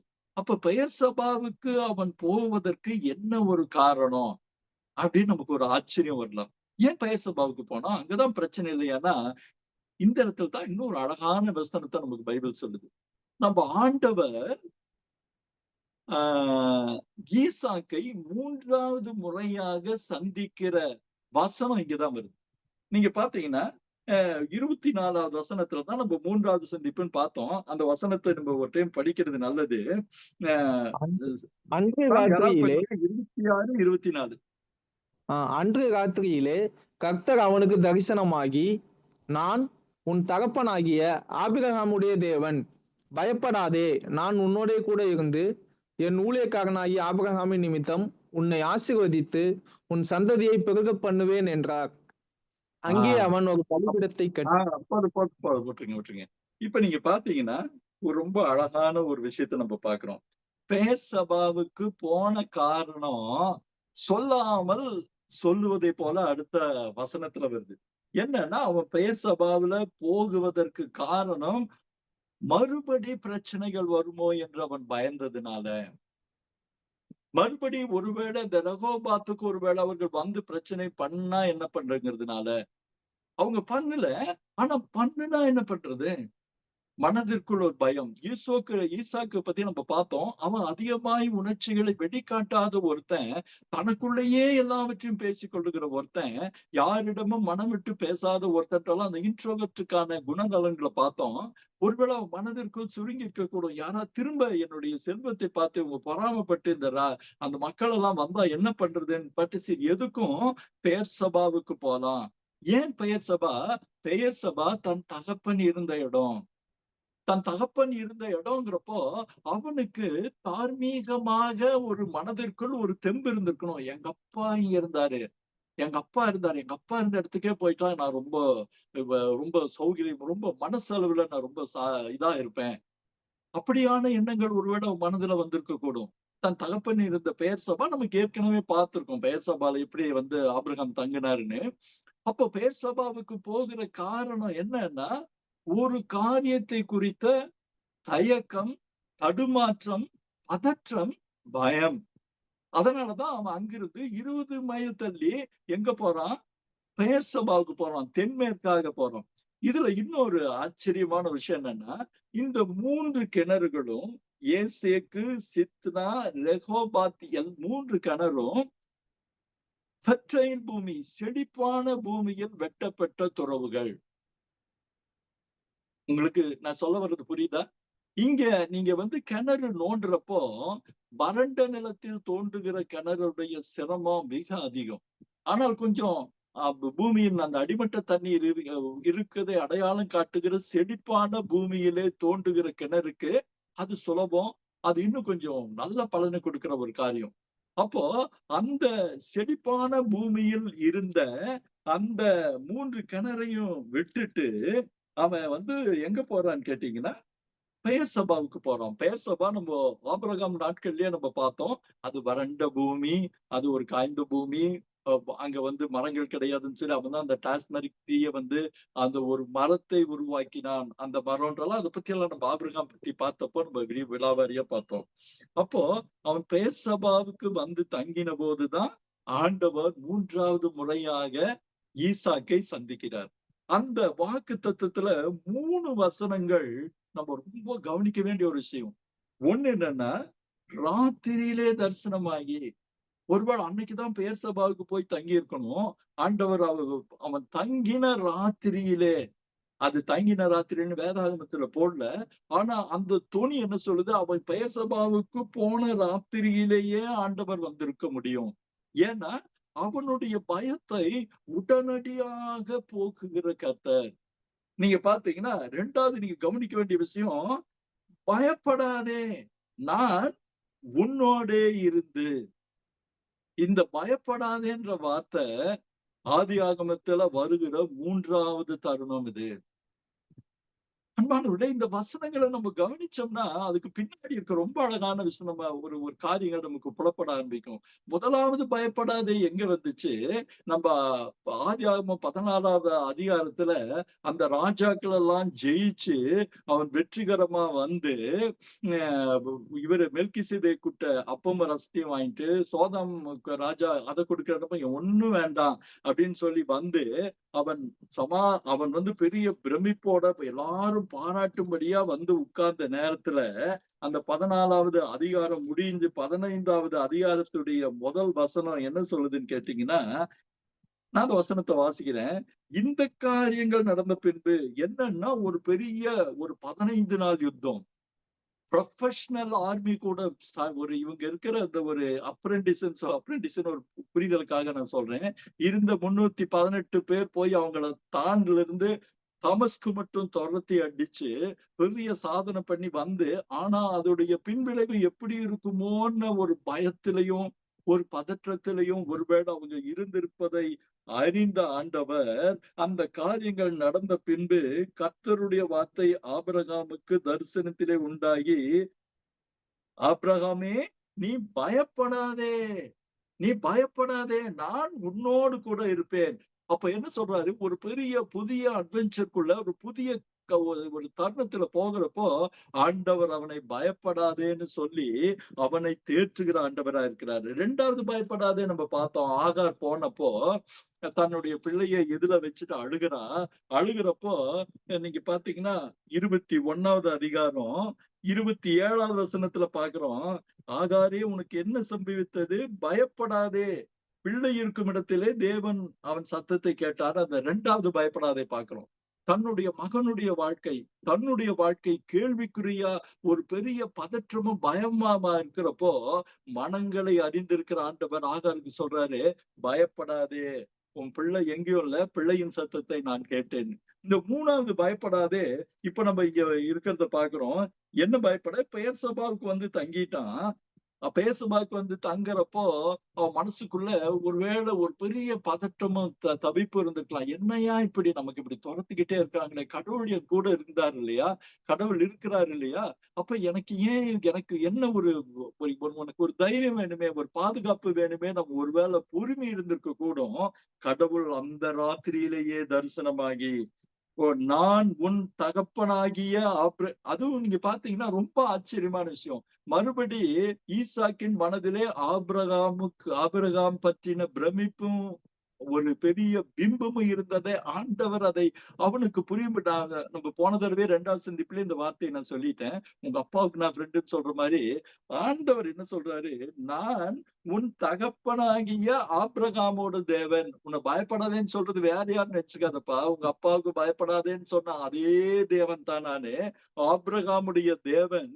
நான் உன்னோட இருந்து மறுபடி என்ன யோசிக்கிற, என்னுடைய ஊழியக்காரனாகிய ஆபிரகாமின் நிமித்தம் உன்னை ஆசீர்வதித்து, மறுபடி ஆபிரகாம முன்னிறுத்தி ஆண்டவர் வந்து இந்த 2வது சந்திப்பிலையும் 3வது சந்திப்பிலையும் சொல்ற அழகு, அது ஆழமா படிக்கிறப்போ உண்மையாலுமே பிரமிக்க வச்சது. நம்ம வேத வசனங்களை படிக்கிறப்போ நம்ம வந்து ஒரு கதையை போல படிக்கிறதுனால உள்ளூர புதிந்து கிடக்கிற இந்த உணர்வுகளும் அந்த ஆழமான பரிமாணங்களையும் நம்ம பல நேரங்கள்ல பார்க்க தவறிடுறோம். ஆனா இப்ப பார்க்கிறப்போ அவனுடைய மனசு, ஆண்டவர் ஒருவனின் மனதை அறிந்து, மனது ஏதாவது என்ன சொல்றது, அந்த பல்ச பிடிச்சு தெரிஞ்ச மாதிரி, மனதின் உள்ளூர்ந்த உணர்வுகளை புரிந்து கொண்ட மாதிரி, அவனுக்கு ஏற்ற விதமாக பேசுகிற மாதிரி இந்த ஈசாக்குக்கு 2 தருணத்திலும் ஆபிரகாமை முன்னிறுத்தி ஆண்டவர் பேசுறார். ரொம்ப அழகா பேசுற இந்த தடவை ஒரே வசனம். இங்கேயும் ஈசாக்குடைய மறுமொழி என்ன நீங்க பாத்தீங்கன்னா, ஒரு பெரிய ஒரு காரியம். அவன் வந்து அங்கே ஒரு பலிபீடத்தை கட்டி கர்த்தருடைய நாமத்தை தொழுது கொண்டு தன் கூடாரத்தை போட்டான். முதல் தடவையா எனக்கு தெரிஞ்சு, ஆமா முதல் தடவையா அவன் ஒரு பலிபீடத்தை கட்டி கர்த்தருடைய அவனுடைய வேர்பல் எக்ஸ்பிரஷன், ஆண்டவரே எனக்கு உதவி செஞ்சீங்க, அப்படி வந்து இல்லை. ஏன்னா அவன் பேசாத டைப். பல குழந்தைகள் பேசாம தங்க செய்கைகளாலதான் அன்பை காட்டுவாங்க. நீங்க வந்து ஒரு பெரிய ஒரு கிஃப்ட் உங்க பிரியமான குழந்தைக்கு வாங்கி கொடுக்குறப்ப குழந்தை வாங்கிட்டு, oh thank you daddy, thank you so much, அப்படி இப்படின்றலாம் வார்த்தைகள் சொல்ற குழந்தைகள் உண்டு. சில குழந்தைகள் ஒண்ணும் பண்ணாது, நீங்க கிஃப்ட் கொடுத்தேன்னு வாங்கி வந்து உங்க காலையும் உங்க கையும் இருக கட்டிக்கும். அதை போன்ற ஒரு உதாரணத்துக்கு நான் அதை சொல்றேன். அதை போன்ற ஒரு செய்கை போல அங்கே அவன் ஒரு பலிபீடத்தை கட்டி கர்த்தருடைய நாமத்தை தொழுது கொண்டு அங்கே தன் கூடாரத்தை போட்டான். அவ்விடத்தில் ஈசாக்கின் வேலைக்காரர் ஒரு துறவை வெட்டினார்கள். இந்த எங்க வெட்டுறான், பெயர் சபாவில வெட்டுறான். நான் பெயர் சபாவுடைய பூகோள அமைப்பை சொன்னேன். அது வறண்ட பூமி, வறண்டிருந்த இடம். அங்க ரெகோபாத்துல கிணறு வெட்டின மாதிரியான சுலபமான காரியம் இல்லை. ஏனென்றால் அது செழிப்பான பூமி, நீர்ப்பாய்ச்சலான ஃபெர்டைல் லேண்ட், நீர் வசதி உள்ள ஃபெர்டைல். ஆனா இது அப்படி கிடையாது. இங்க காய்ந்து போன இடம், இப்போ மரங்கள் மற்ற எல்லாமே காய்ந்து போன பிரதேசம், தென்பகுதி, இஸ்ரேலின் தென்பகுதி. இந்த இடத்துல அவன் துறவை வெட்ட ஆரம்பிக்கிறான். அந்த துறவை வெட்ட ஆரம்பிக்கிறப்ப நீங்க பாத்தீங்கன்னா, இது ஒரு சின்ன சம்பவம் முடிஞ்சதுக்கு அப்புறம் அந்த 32வது வசனத்துல என்ன சொல்லுது? அந்த நாளில் தானே வேலைக்காரர் வந்து தாங்கள் துறவு வெட்டின செய்தியை அறிவித்து தண்ணீரை கண்டோம் என்றார்கள். இந்த கேப்பே அவங்க எவ்வளவு ஹார்ட் ஒர்க் பண்ணாங்கிறத வந்து நமக்கு புரிய வைக்குது. ஆனா இங்க இன்னொரு காரியத்தை நீங்க பாத்தீங்கன்னா, பலிபீடத்தை கொண்டு அவரை தொழுது கொண்டு அவங்க கிணறு வெட்ட போயிடுறாங்க. கிணறு வெட்ட போன உடனே ஆண்டவரை அவன் தொழுது கொண்ட மாத்திரத்தில், ஆண்டவரை அவன் நன்றியோடு மகிமைப்படுத்தின மாத்திரத்தில் ஒரு பெரிய ஆச்சரியம் நடக்குது. என்ன ஆச்சரியங்கிறதுக்கு வந்து இப்ப நம்ம அந்த 2 வசனத்தை பார்த்தா நல்லா இருக்கும். சாம் 26வது வசனத்தை படிங்க. 26:16. அபிமெலேக்கு ஈசாக்கை நோக்கி, அபிமெலேக்கு ஈசாக்கை நோக்கி, நீ எங்களை விட்டு போய்விடு, எங்களை பார்க்கிலும் மிகவும் பலத்தவனானாய் என்றான். இது 3வது சந்திப்புக்கு முன்னாடி சந்திப்பு நடந்து பலிபீடத்தை கட்டி தொழுது கொண்ட மாத்திரத்துல 26வது வசனத்தை படிங்க. அபிமெலேக்கும் அவன் சிநேகிதனாகிய அகுசாத்தும் அவன் சேனாபதி ஆகிய பிகோலும் கேராரிலிருந்து அவனிடத்துக்கு வந்தார்கள். அடுத்த வசனம் இல்ல, 28வது வசனம் படிங்க. அதற்கு அவர்கள், நிச்சயமாய் கர்த்தர் உம்மோடே கூட இருக்கிறார் என்று கண்டோம். ஆகையால் எங்களுக்கும் உமக்கும் ஒரு ஆணை ஏற்பாடு உண்டாக வேண்டும் என்று நாங்கள் நிர்ணயம் பண்ணினோம். நாங்கள் உம்மை தொடாமல் நன்மையையே உமக்கு செய்து உம்மை சமாதானத்தோடு அனுப்பிவிட்டது போல நீரும் எங்களுக்கு தீங்கு செய்யாதபடிக்கு உம்மோடே உடன்படிக்கை பண்ணி கொள்ள வந்தோம். நீர் கர்த்தரால் ஆசீர்வதிக்கப்பட்டவராமே என்றார்கள். கர்த்தரால் ஆசீர்வதிக்கப்பட்டவருமாமே. என்ன அழகான ஒரு மாற்றம் பாருங்க. 16ல நீ என்னை விட்டு போயிரு, நீ பெரிய ஆளாயிர, என்னை விட பலத்தவனாய் இருக்கிறேன்னு சொன்ன அதே அபிமெலேக்கும் அதே பீகோலும் இப்ப என்ன சொல்றாங்க? நீர் கர்த்தரால் ஆசீர்வதிக்கப்பட்டவராமே, நீரும் அதாவது நான் உம்மை தொடராமல் நன்மையே உமக்கு செய்து அனுப்பிவிட்டதை போல நீரும் எங்களுக்கு தீமை செய்யாதபடி உம்மோடே உடன்படிக்கை பண்ணிக்கொள்ள வந்தோம். இந்த உடன்படிக்கை பண்ணிக்கொள்ள வர்றது யாரு? கேராருடைய ராஜா அபிமெலேக். அப்ப கடவுள் எப்படியாக பயந்திருந்த அவன் பயத்தை போக்கி அந்த வாக்குத்தத்தத்துடைய 3 வசனங்களும் உண்மையாகிற அற்புதத்தை நம்ம பார்க்கிறோம். அவன் எதுக்கு பயந்திருந்தானோ, யாருக்கு பயந்திருந்தானோ, அந்த பயத்தை எல்லாம் துடைப்பதை போல அந்த தேசத்து ராஜாவும் தளபதியும் வந்து சமாதானம் பண்ண வராங்க. ராஜா கேட்கிறாரு, எனக்கு நீ தீங்கு பண்ணாதன்னு சொல்றாரு. இந்த வார்த்தை ரொம்ப அழகான ஒரு வார்த்தை. அவங்க தீங்கு செஞ்சிருவாங்களேன்னு பயந்துட்டு இருந்த காலம் போய் இவன் ஒருபோலும் தீங்கு செய்ய போறது கிடையாது. ஆனா ராஜா என்ன சொல்றான்? சமாதானமா இருக்கலாம், எனக்கு நீ எதுவும் பண்ணாத அப்படின்னு சொல்லி வந்தாங்க. அப்போ இவன் வந்து ஒரே ஒரு வார்த்தை மாத்திரம் ஈசாக்கு சொல்றது பாக்குறோம். அப்பொழுது 27வது வசனம், அப்பொழுது ஈசாக்கு அவர்களை நோக்கி, ஏன் என்னிடத்தில் வந்தீர்கள்? நீங்கள் என்னை பகைத்து என்னை உங்களிடத்தில் இராதபடி துரத்தி விட்டீர்களே என்றான். இது கூட சண்டை போடுற மாதிரி இல்ல, ஒரு கோவிச்சுக்கிட்டு ரொம்ப இதா சொல்ற மாதிரியான டோனா நான் அந்த வசனத்தை பாக்குறேன். நீங்க தானே என்ன துரத்தி விட்டீங்க, நீங்க தானே என்று பண்ணீங்க அப்படின்னு சொல்ற காரியத்தை பாக்குறோம். அதுக்குதான் அபிமெலேக் இல்லன்னு சொல்லி இது பண்றது பாக்குறோம். பார்த்தா மறுபடி அந்த ஏன்னா அது ஒரு வாக்குவாதமா இல்ல, இவனுடைய மன அங்கலாய்ப்ப சொன்னதா இருந்தது. அதை ராஜா அவங்களும் ஏற்படுத்தி சமாதானம் பண்ணிக்கிறாங்க. பிறகு அங்க ஆபிரகாமுக்கு இதுல நடந்த மாதிரியே அவன் அவர்களுக்கு விருந்து பண்ணினான், அவர்கள் புசித்து குடித்தார்கள். அது புசித்து குடித்தார்கள் என்ற வார்த்தை என்னன்னா, அவர்களுடைய உறவு சகஜமாக இயல்பாக மாறினது என்பதற்கான ஒரு சொல் வழக்குதான். புசிச்சு குடிச்சாங்க அப்படின்னா இயல்பாயிடுச்சு, எல்லாம் சரியாயிடுச்சு, எல்லாம் நார்மல் ஆயிடுச்சுங்கிற அர்த்தம். அதிகாலையில் எழுந்து ஒருவருக்கொருவர் ஆணையிட்டுக் கொண்டார்கள். பின்பு என்ன ஆணை?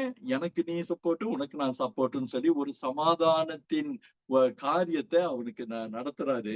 அந்நாளில் தானே, இப்ப முதல்ல வந்ததுக்கும் இப்ப வந்ததுக்கும் நம்ம முதல்ல பார்க்கிறோம், துறவை தோண்டினார்கள்னு பார்த்தோம். இந்த சமாதானத்தை பண்ணி அவர்களோடு அனுப்பிவிட்ட அந்த நாளில் தானே ஈசாக்கின் வேலைக்காரர் வந்து தாங்கள் துறவு வெட்டின செய்தியை அவனுக்கு அறிவித்து தண்ணீர் கண்டோம் என்றார்கள். இந்த கிணறு வெட்டுறப்போ, தண்ணி வர்றதப்போ, தண்ணி வருகிற அந்த ஒரு காரியம், அந்த தோண்டுகிறவர்களுக்கு எவ்வளவு பெரிய மகிழ்ச்சிங்கிறது அனுபவப்பட்ட எல்லாருக்குமே தெரியும். ஏன்னா தண்ணீர் ஜீவனுக்கான ஒரு அடையாளம்.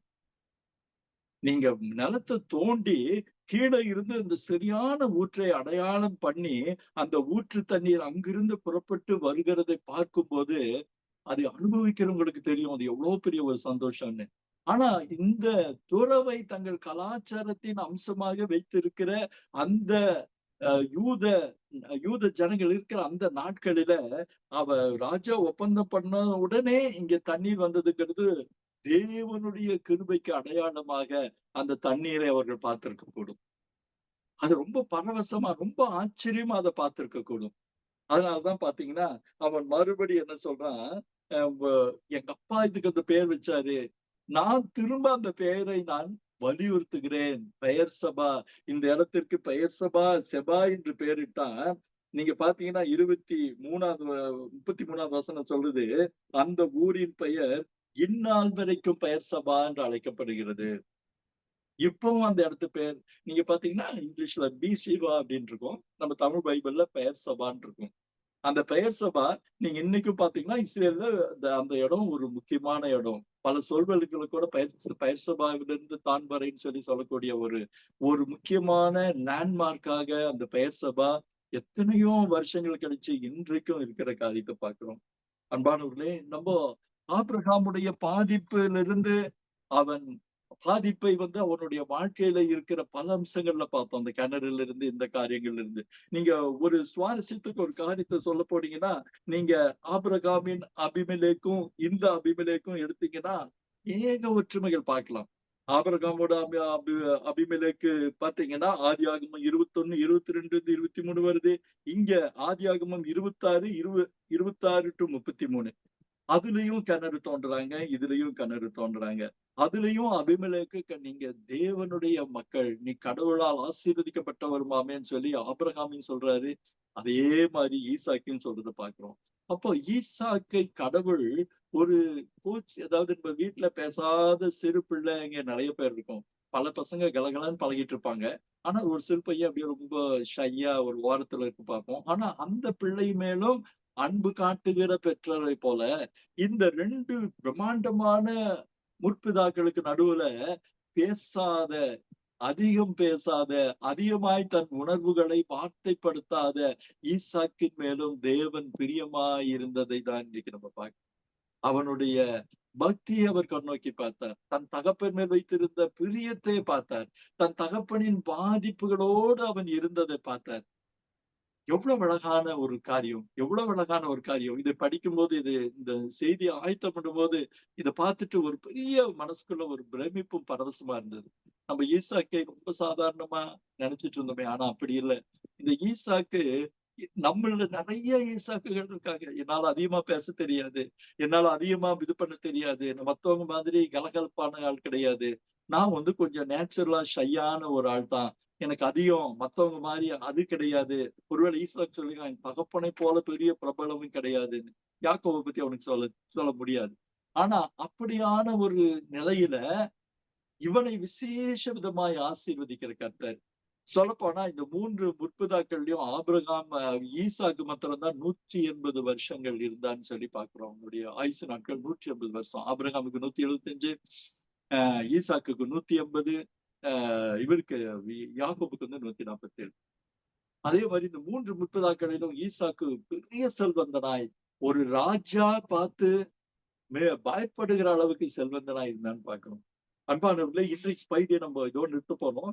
இது இன்னும் ஈசாக்குடைய வாழ்க்கை இதை தாண்டிலும் 34வது வசனம் நம்ம சொல்லுது, ஏசாவுக்குன்னு சொல்லி. அது அவனுடைய தனிப்பட்ட வாழ்க்கையின் காரியங்கள் இனி ஆரம்பிக்க போகுது. அதை நம்ம ஒருவேளை அடுத்த வாரம் தான் நம்ம பார்க்க முடியும்னு நான் நினைக்கிறேன். அடுத்த கூடுகையில நம்ம யாக்கோபு, ஏசா அவர்கள் தொடர்பான காரியங்கள், அங்க ஈசாக்குடைய முகம், ஈசாக்குடைய செயல்பாடு எப்படி இருக்குங்கிறத பார்க்க போறோம். இந்த பகுதியில பார்த்தா அவன் குணநலன்கள் அப்படியே அடுத்த 28ஆம் அதிகாரத்துக்கும் டிரான்ஸ்பர் ஆகிறதையும் மாறுறதையும், அதன் விளைவாக வந்த காரியங்களையும் நம்ம அடுத்த கூடுகையில பார்க்க போறோம்.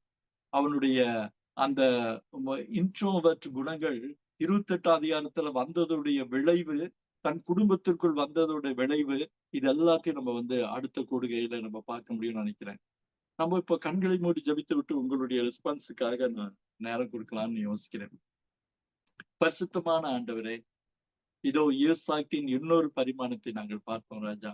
தன் தகப்பனின் பலத்த ஆளுமையிலிருந்து ஒரு ஓரத்தில் விலகி நின்று கொண்டிருந்த ஈசாக்கு, ஆனால் அவனுக்கென்று ஒரு பிரத்யேகமான பிம்பத்தையும் அடையாளத்தையும் ஒரு பரிமாணத்தையும் நீங்க கொடுத்தீங்க சுவாமி.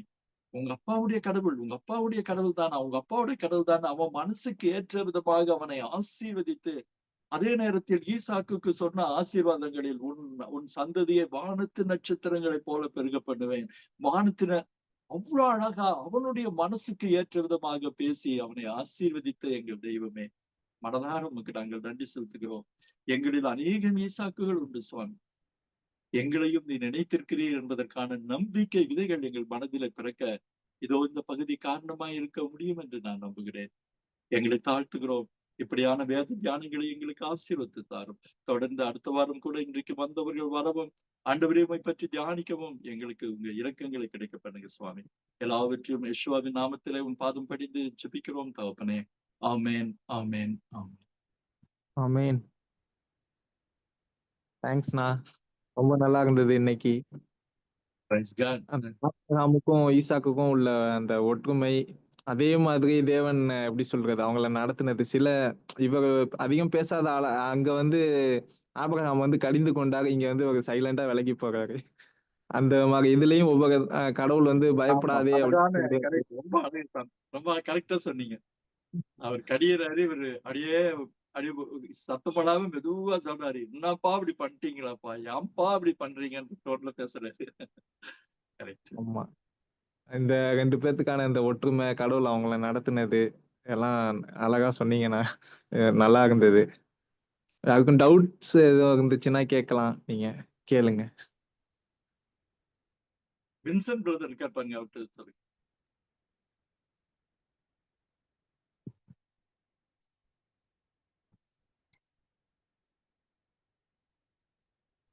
கேக்குதா? சொல்லுங்க பிரதர், சொல்லுங்க. உங்களுடைய வெர்ஷனுக்காக தான் வெயிட் பண்ணிட்டு இருக்கேன். சொல்லுங்க.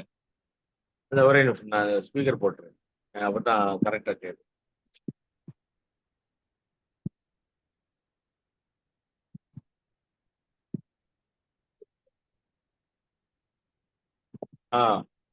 நல்லா இருந்துச்சு பிரதர், அருமையா இருந்துச்சு. Praise God, praise God. குறிப்பா அது என்ன தெரிஞ்சுன்னா, நம்ம சண்டை போடணுங்கிற தேவை அங்க இல்லை. ஆண்டவரால் ஆசீர்வதிக்கப்பட்ட பிள்ளைகள் நம்ம ஒருவேளை பிரச்சனை அந்த இடத்த விட்டு நகர்ந்து போனாலும் அந்த பிளஸ்ஸிங் இருந்துகிட்டே இருக்கும். அதை பார்த்துட்டு அவங்க நம்மகிட்ட சமாதானம் பண்ண வருவாங்கிறதுக்கு ஒரு பெரிய உதாரணம் ரொம்ப அழகா சொன்னீங்க, ரொம்ப அருமையா சொன்னீங்க. இந்த காலகட்டத்துக்கும் இந்த வார்த்தைகள் ரொம்ப பொருத்தம். ஏன்னா நம்ம நிறைய என்னட்டே எனக்கு கூட இருக்குது, இல்லைன்னு சொல்லக்கூடாது. அது ஒரு பிரச்சனை வந்தா உடனே ஆர்கியூ பண்ணி அதை நம்ம சார்ட் பண்ணணும், அதை பேசணும் நம்ம அப்படின்னு நினைக்கிறோம். அது அவசியம் இல்லையோ அப்படிங்கிறது ஆண்டவர் இன்னைக்கு உணர்த்தினார். என்னன்னா அதனால பிரச்சனை தான் ஜாஸ்தியாகும் ஒழிய, அது 2 காரியத்தையும் அவன் பேர் வைக்கிறத பார்த்தாலே அந்த 2 இருக்குமே, ஈசேக், சித்னாம், 2மே பிரச்சனை மத்தியில தான் வருது. ஒண்ணு இந்த டிஸ்பியூட், இன்னொன்னு ஆப்போசிஷன்ங்கிற வேர்டு அந்த அர்த்தத்தை கொடுக்குது. அதெல்லாத்தையும் விட்டுட்டு கடவுள் மறுபடியும் போய் அவன் எங்கெல்லாம் போறானோ, இந்த வறட்சியான இடத்துல அவன் தோன்ற இடம்லாம் வின்சென்ட், அந்த ரெண்டு பிரதர், இந்த ரெண்டு வார்த்தைக்கான அர்த்தம் சொன்னீங்க, ரொம்ப அழகு. அந்த டிஸ்பியூட்டையும் அந்த பிரச்சனையும் விட்டுட்டு ஓப்பன் ஸ்பேஸுக்கு போறாரு. அது ரொம்ப ஓப்பன் அழகு. ஸ்பேஸ்க்கு போறாங்க. அந்த ஓப்பன் ஸ்பேஸ்ங்கிறது வந்து அது ரெண்டு இன்னொன்னு பைபிள் இன்னொரு வேர்ட்ல கொடுத்தா ரூம், அது ஒரு இடம் அப்படிங்கிறாங்க. ஆமா, ஆமா. ஆண்டவரை நம்புறப்ப வந்து ஒரு ஸ்பேஸ கொடுப்பாரு. நம்ம ஏன் வீணால போய் தகராறு பண்ணணும் ஒண்ணு. ரெண்டாவது நம்மளே கரெக்ட். எதிர்பார்க்காத நிலைமையில அவங்க வந்து சமாதானம் பண்ணுவாங்க. பைபிள்ல நிறைய வசனம் இருக்கு. நம்மள வந்து ஆண்டவருடைய பிள்ளைகளை அதை பார்த்து அப்ப நம்மளை பார்த்து அவங்க வந்து கர்த்தர் உங்களோடு இருக்கிறான்னு சொல்ற வார்த்தை தான் நம்ம நடத்த தான் நான் நினைக்கிறேன் brother. நம்மளுடைய வார்த்தை இல்ல, ஆமென், ஆமென், நம்மளுடைய ஆமென். வார்த்தைகள் ரொம்ப இல்ல, அழகா நம்முடைய சொல்றீங்க. செயல்கள் தான் ரொம்ப ரொம்ப ரொம்ப முக்கியம் நினைக்கிறேன். ரொம்ப அழகா அந்த சொன்னீங்க. செயல்களை வந்து ஆமென். செஞ்சிட்டோம்னாலே வந்து ஆப்போசிட். இப்ப நம்ம என்ன பண்றோம்னா நிறைய பக்கத்து வீட்டுக்கார அவங்ககிட்ட எல்லாம் பிரச்சனை, அவங்க செய்யறது நம்மளுக்கு பிடிக்கிறது இல்ல, இல்ல ஒருவேளை அவங்க வழிபடுற முறை பிடிக்கிறது இல்லைன்னு ஆர்கியூ பண்ண போறோம். அது வேண்டிய அவசியமே இல்லை. நம்ம வாட்டு நம்ம இருந்தோம்னா நம்ம பிளஸிங்கை பார்த்தே அவங்களே they will come to us வந்து சமாதானம் Correct. பண்ணுவாங்க. அப்ப அவங்க வார்த்தையில வாயிலிருந்து வார்த்தை வரும், கர்த்தரால் ஆசீர்வதிக்கப்பட்டவர்கள், you are blessed by your God அப்படிங்கிறது. ரொம்ப அருமையா இந்த சொன்னீங்க காலத்துல brother. ரொம்ப ரொம்ப ரொம்ப அருமையா ரொம்ப சொன்னீங்க. முக்கியம் அது. ஆமா, தேங்க்யூ ரொம்ப பிரதர், தேங்க்யூ ரொம்ப ரியலி. ரொம்ப ஒரு என்லைட்டனா இருக்கு. அது வேறு ரொம்ப Praise ஈகரா God. இருக்கு. அது சனிக்கிழமை வரும் கேட்கணுங்கிற ஒரு ஆர்வம் நிறைய வந்துருச்சு. அதுக்காக ஸ்பேஸ கொடுத்து உட்கார்ந்து Hallelujah, hallelujah. நானும் அது மட்டும் இல்ல, ஆண்டவருக்கு நான் நிறைய ஸ்தோத்திரம். இன்னொருத்தர் ஷேர் பண்ணேன். நான் ஒரு பைபிள் ஸ்காலர் கண்டிப்பா அவரும் கேட்போம். பாபுஜான்னு அவரு இதுல எழுதியிருந்தாரு. நான் லாஸ்ட் டைமே சொன்னேன் இல்லையா திருநெல்வேலி சார் பாத்துட்டு தானே? ஃபேஸ்புக்ல. அப்ப ஏன் அவர்கிட்ட பிரதர்? நான் சொன்னேன் இந்த மாதிரி என்ன brother? திருநெல்வேலி பாபுஜான் தானே? ஆஹ் திருநெல்வேலி பாபுஜான் பாபுஜான் தானே? பாபுஜான் எனக்கு ஒரு நண்பர் தான் அவரு. நண்பரா அவரு. இது நல்ல இந்த ஒரு இதெல்லாம் வச்சிருக்காரு இல்லையா, ஏழை குழந்தைகளுக்கு ஒரு GSSMன்னு ஒரு கவர்மெண்ட் ஸ்கூல் பிள்ளைகளுக்கு. ஓ, அது தெரியாது. ஆனா எனக்கு பழக்கம், பேஸ்புக் பழக்கம். அப்படியா? அவர்கிட்ட நான் பேசுறப்ப நான் சொன்னேன், இந்த மாதிரி எங்களுக்கு அந்த ஸ்டடியில வந்து நாங்க தெளிவுபடுறது மட்டும் இல்ல, ரொம்ப விளக்கமா இருக்கிறதுனால திருப்பி அதை படிச்சு நாங்க சரி பண்ணிட்டு தான் நாங்க போறோம். அதுதான் ரொம்ப முக்கியம் அப்படின்னு சொன்னேன். சரி. Wonderful brother, thank you thank you, God bless you. But இன்னும் நிறைய Thank you. உங்களுக்கு ஆண்டவர் ஞானத்தை கொடுத்து நிறைய பேருக்கு இந்த ஆண்டவருடைய செய்திகள் கிருபை. நானும் நிறைய பேரை சேர்த்து விட பாக்குறேன். ஏன்னா இது அந்த ஆமா. அந்த பிரதிபலன் ஆமா. வந்து எல்லாருக்கும் ஆண்டவருக்கு போய் சேரணும். சுத்தமானவர்களுக்கு அதுதான் முக்கியம். கொடுக்கணும். நீங்க சரி. நாங்க சொல்லி செய்யறதை விட இந்த இதுல கலந்துக்கிட்டான்னு நல்லா இருக்கும். Thank you Thank you, thank you. brother. Thank you, brother. Thank you.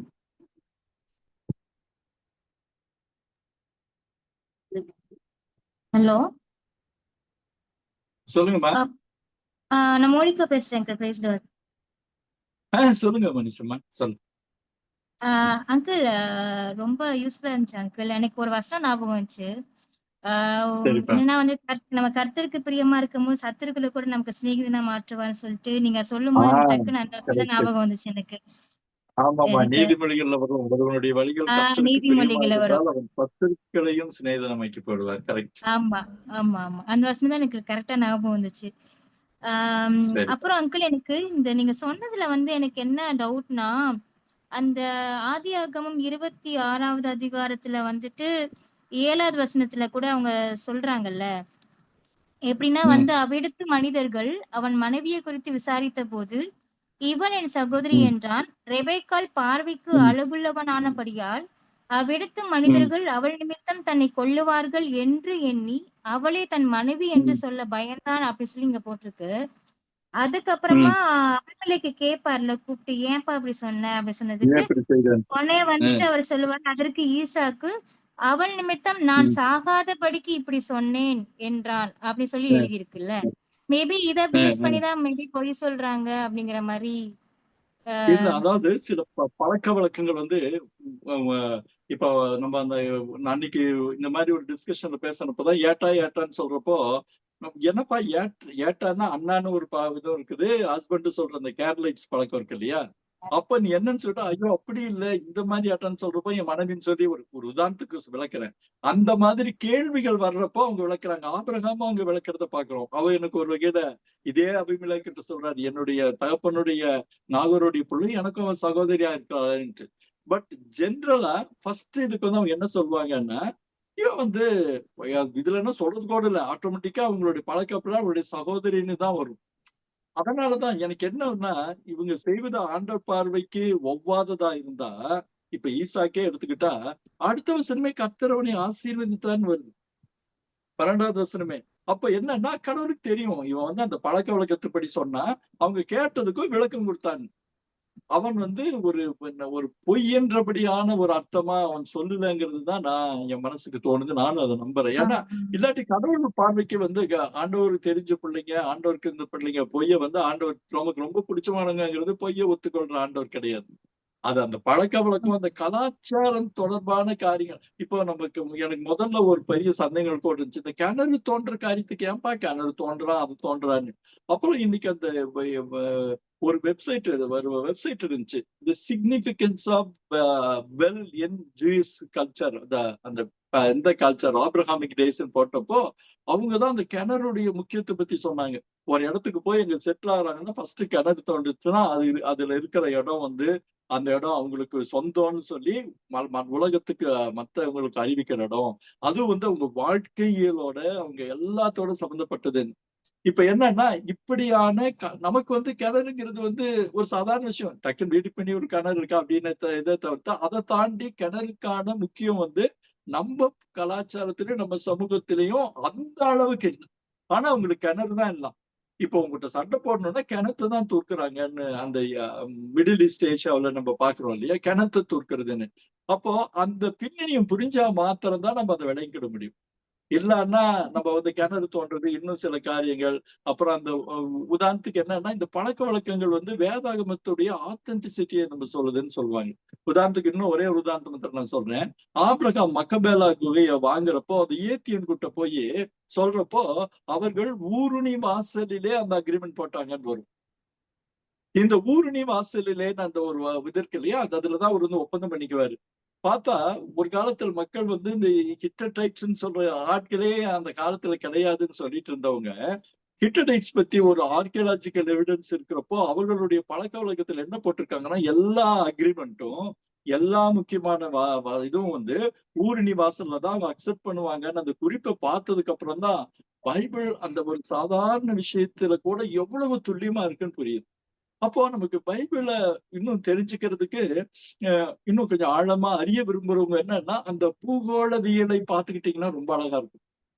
இந்த பூகோளவியல் நமக்கு தெரிஞ்ச அந்த பூகோளத்தை பத்தி இப்பவே நம்ம சொன்ன பாத்தியா மனுஷமா நம்ம அந்த கேராறுல இருந்து சித்னா வரிசையா வருது இல்லையா, ஏசைக்கு சித்னா ரெகோபாத்துன்னு அந்த படத்தை பார்த்தா அந்த படம் வந்து நான் இது ரொம்ப சின்னதா இருந்தாலும் என்னால எடுக்க முடியல.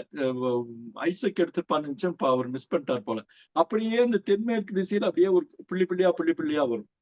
அதே மாதிரி இந்த சிதைக்கு இது நம்ம அந்த கெதர்லைமையா இருக்க அதுல வந்துட்டு அவங்க போராடின இடம், அந்த இடம் வந்து நிலக்கீழ் அதிகமா இருந்ததுன்றப்போ அந்த நிலக்கீழ் அதிகமா இருக்கிற பகுதி பத்தின ஒரு ஒரு ஒரு புரிதல் மாத்திரம் தான் அந்த பிரச்சனை பத்தி தெரியும். அப்போ நமக்கு ஆண்டவர் இருந்த அந்த பூமியை பத்தி பாக்குறப்போ அதோடைய பின்னணியத்தை பாக்குறப்போ இந்த இடங்கள் இப்படியா பாக்குறப்போ நமக்கு ரொம்ப ஆச்சரியமா இருந்தது.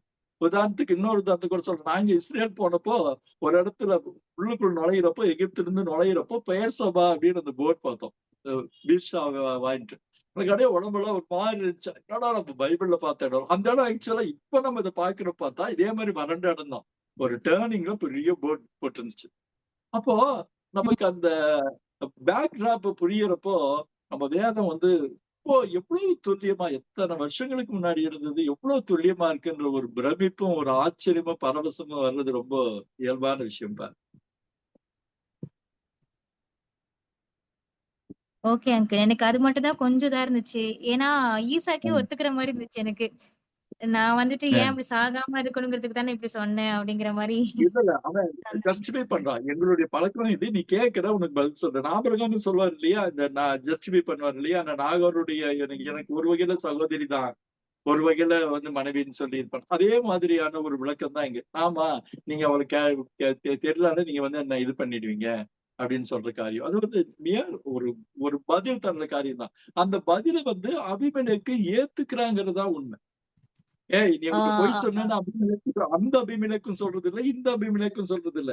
இந்த அபிமேலேக்கு என்ன சொல்றா, உடனே சொல்றான், டேய் சொன்னது சரி, இந்த ஆள் கூட யாராவது வச்சீங்கன்னா அவர்கள் கொலை செய்யப்பட்ட கடவர்கள்னு சொல்ற அளவுக்கு ஈசாக்குடைய பதில கன்வின்ஸ் ஆகுறாங்கிறது தான் அதுல சிறப்பு. ஓகே ஓகே அவனுக்கு கோபம் வரணும்ல. நீ பொய் சொல்லிட்டேன்னு ஒரு வார்த்தை கூட அந்த அபிமெலேக்கும் சொல்றது இல்ல, இந்த 2வது அபிமெலேக்கும் சொல்றது இல்ல. ஏன் பொய் சொன்னேன்னு யாரும் கேட்கறது இல்ல. என்னப்பா நீ ஓகே நீ அப்படி அத உன் பழக்கம்னு சொன்ன, உங்களுடைய பழக்க கலாச்சாரத்துல நாங்க தப்பு பண்ண இருந்தோமே அப்படின்ற அங்கலாப்பு தான் 2 அபிமெலேக்குட்டும் இருக்கு. ஓகே ஓகே சரி, okay uncle. Thank you uncle. Okay okay. Sam, அண்ணா. வேற ஏதாவது கேட்டோம்னா இன்னைக்கு நம்ம நீண்டு போச்சு. நம்ம ஆமா. நம்ம ஜம்ப் பண்ணி நம்ம முடிக்கலாம். சரி. இது யூடியூப்லயும் வருது. இது லிங்க் வந்து நாங்க குரூப்ல ஷேர் பண்றோம். அதுலயும் நீங்க பாத்துக்கலாம். உங்களுக்கு கண்டினியூஸா இது கொஞ்சம் இது ரீகால் பண்றதுக்கு உங்களுக்கு வசதியா இருக்கும். யூடியூப்லயும் செக் பண்ணிக்கோங்க. லிங்க் நாங்க சென்ட் பண்றோம். அப்போ டைமிங்ல எதுவும் சேஞ்சஸ் வேணும் அப்படின்னாலும் சொல்லலாம். ஏன்னா நம்ம இதுல பண்ணும்போது கொஞ்சம் ஆள் அதிகமா ஜாயின் பண்ண மாதிரி இருந்தது. இப்போ மேபி இது சாட்டர்டேன்றனால டேலி மீட்டிங் இல்ல எதுவும் ப்ரிப்பரேஷன் ஒர்க்கு, கொயர் பிராக்டிஸ் இந்த மாதிரி எதுவும் இருக்கும்னு நினைக்கிறேன். சேஞ்சஸ் பண்ணணும்னாலும் சொல்லுங்க. நம்ம சேஞ்ச் பண்ணலாம். சரி, நான் ப்ரேயர் பண்ணி நான் மேபி முடிக்கிறேன். 8:30 to 9:30 வச்சுக்கலாம். ஆ மக்கள் விரும்பினா அந்த மாதிரி கூட பண்ணிக்கலாம். ஆமா. உங்களோட ஒப்பீனியன்ஸ் சொல்லுங்க. நம்ம அதுக்கேத்த மாதிரி நம்ம பண்ணலாம். ஏன்னா நம்ம என்னதான் ரெக்கார்ட் பார்த்தாலும் இப்ப லைவ்ல நம்ம கவனிச்சு நமக்கு தோன்ற டவுட்டை டக்குன்னு கேட்கலாம். அதுக்கு வந்து நம்ம மீட்டிங்ல இருந்தா நல்லா இருக்கும்னு என்னோட இது. ஓகே. தேங்க்ஸ். தேங்க்ஸ்ண்ணா. ஜெபம் பண்ணி இன்னைக்கு நம்ம சரி. மீட்டிங் ஆ, எங்கள் பரலோக பிதாவே, உம்முடைய திருக்குமாரனாகிய இயேசு கிறிஸ்து நாமத்தில் மன்றாடுகிறோம் ஏசப்பா. இந்த கூகுள் இந்த ஜூம் மீட்டிங் கூட நாங்க பங்கேற்க நீர் தந்தை கிருபைக்காக நன்றி ஏசப்பா. இதுல ஏசப்பா நாங்க புது புது காரியங்கள் கத்துக்கிறோம் ஏசப்பா. நீரே எங்களுக்கு அதை வெளிப்படுத்தி அண்ணன் மூலியமா எங்களுக்கு வெளிப்படுத்தி தரதுக்காக நன்றி ஏசப்பா. இது மூலியமா நாங்க எங்களுடைய வாழ்க்கையில நாங்க எப்படி நாங்க ஆசீர்வாதமாக இல்ல எங்களுடைய வாழ்க்கையை நாங்கள் எப்படி உமக்கு ஏதுவாக நடத்த நீரே உதவி செய்யுங்க ஏசப்பா. இன்னைக்கு நாங்க பார்த்தது போல ஏசப்பா, எங்களுக்கு எதிரான காரியங்கள் வரும்போது கூட நாங்கள் அந்த இடத்தை விட்டு நாங்க எதுவும் வாக்குவாதம் பண்ணாம இல்ல சண்டை போடாம நாங்க விலகி சென்றாலும் ஏசப்பா, நாங்க இழந்த அனைத்தும் ஏசப்பா திரும்பி எங்களுக்கு நீ தந்து எங்களுடைய எதிராளிகள் சாட்சி தர அளவுக்கு ஏசப்பா, ஈசாக்குக்கு எப்படி ஈசாக்குடைய வாழ்க்கையில நடந்ததோ அதே போல எங்களுடைய வாழ்க்கையும் எங்களுடைய எதிரிகள் பார்த்து கடவுள் உங்களோட இருக்காங்க, ஆண்டவர் உங்களோட இருக்காங்கன்னு சொல்ற அளவுக்கு நாங்க எங்களுடைய வாழ்க்கையை அமைத்துக்கொள்ள நீங்க உதவி செய்யுங்க ஏசப்பா. மீண்டும் ஏசப்பா, அடுத்த வார கூடுகையில நாங்க எல்லாரும் சந்திக்கணும் ஏசப்பா. அது வரைக்கும் நீங்க எங்களோடு கூட இருந்து பாதுகாத்துக் கொள்ளுங்க. இன்னும் அதிக ஆத்துமாக்களை கூட்டி சேருங்க ஏசப்பா. இயேசுவின் நாமத்தில் ஜெபிக்கிறோம் ஜெபம் நல்ல பிதாவே. Amen. Amen, amen. God bless you all. நம்ம ஆண்டவருடைய மேலான கிருபையில அவருக்கு சித்தமானா அடுத்த சனிக்கிழமை சந்திப்போம். God bless you. Good night. தேங்க்யூண்ணா. தேங்க்யூண்ணா.